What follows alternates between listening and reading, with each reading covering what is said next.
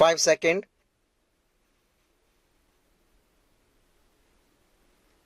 Start.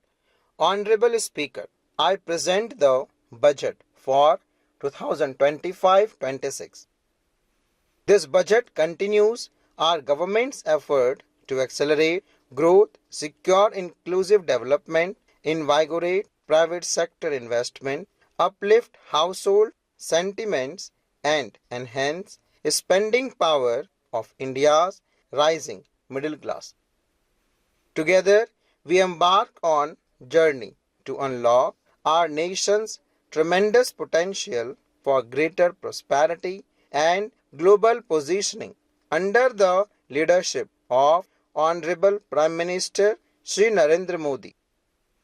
As we complete the first quarter of the 21st century, continuing geopolitical headwinds suggest lower global economic growth over the medium term. However, our aspiration for a Viksit Bharat inspires us, and the transformative work we have done during our government's first two-term guides us to march forward resolutely. Our economy is the fastest growing among all major global economies. Our development track record of the past 10 years and structural reforms have drawn global attention. Confidence in India's capability and potential has only grown in this period. We see the next 5 years as a unique opportunity to realize Sabka Vikas, stimulating balanced growth of all regions. In this budget, the proposed development measures span 10 broad areas focusing on Garib, Youth, Annadata and Nari, spurring agricultural growth and productivity, building rural prosperity and resilience, taking everyone together on an inclusive growth path, boosting manufacturing and further making India, supporting MSMEs, enabling employment-led development, investing in people economy and innovation, securing energy supplies, promoting exports and nurturing innovation. This budget aims to initiate transformative reform across 6 domains: taxation, power sector, urban development, mining, financial sector, and regulatory reform. During the next 5 years, these will augment our growth potential and global competitiveness. Now, I move to specific proposals, beginning with agriculture as the first engine. Motivated by the success of the aspirational district program, our government will undertake a Prime Minister Dhan Dhanya Krishi Yojana in partnership with states. Through the convergence of existing schemes and specialized measures, the program will cover 100 districts with low productivity, moderate crop intensity, and below average credit parameters. It aims to enhance agricultural productivity, adopt crop diversification and sustainable agricultural practice, augment post-harvest storage at the panchayat and block level, improve irrigation facilities and facilitate availability of long-term and short-term credit.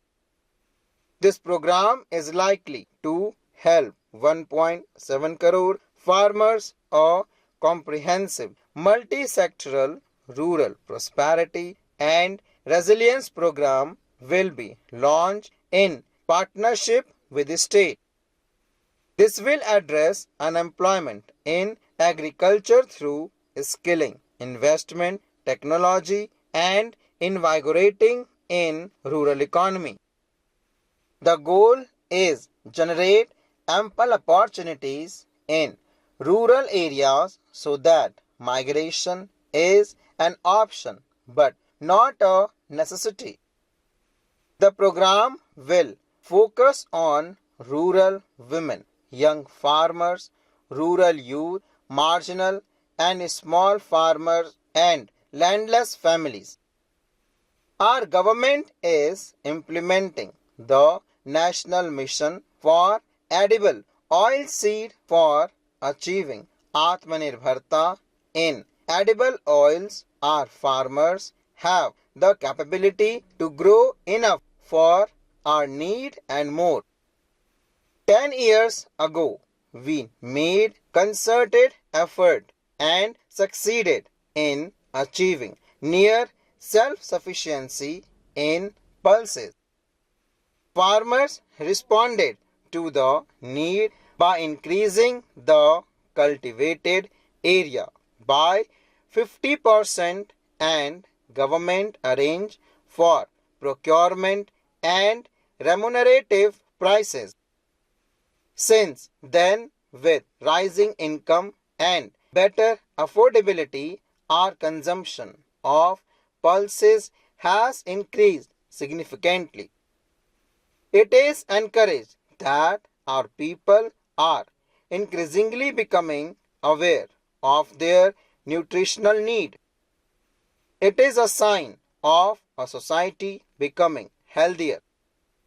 A comprehensive program to promote production, efficient supplies, processing, and remunerative prices for farmers will be launched in partnership with the states. Appropriate institutional mechanism for implementation and participation of farmer producer organizations and cooperative will be set up. A Makhana board will be established in the state to improve production, processing, value addition, and marketing of Makhana. The people engaged in these activities will be organized into FPOs. The board will provide hand-holding and training support to Makhana farmers and will also work to ensure they receive the benefit of all relevant government schemes. A national mission on high-yielding seeds will be launched aimed at strengthening the research ecosystem, targeted development and propagation of seeds with high yield, pest resistance and climate resilience and commercial availability or more than 100 seed varieties released since July 2024. In fisheries, India ranked second largest globally in fish production and aquaculture. Seafood exports are valued at rupees 60,000 crores. To unlock the untapped potential of the marine sector, the government will bring in an enabling framework for sustainable harnessing of fisheries from Indian exclusive economic zone and high seas with a special focus on the Andaman and Nicobar and Lakshadweep Islands. For the benefits of lakhs of cotton growing farmers, I am pleased to announce a mission for cotton productivity. This 5-year mission will facilitate significant improvement in productivity and sustainability of cotton farming and promote extra long staple cotton varieties. The best of science and technology support will be provided to farmers. Aligned with our integrated 5F vision for the textile sector, this will help in increasing incomes of the farmers and ensure a steady supply of quality cotton for rejuvenating India's traditional textile sector. Full stop.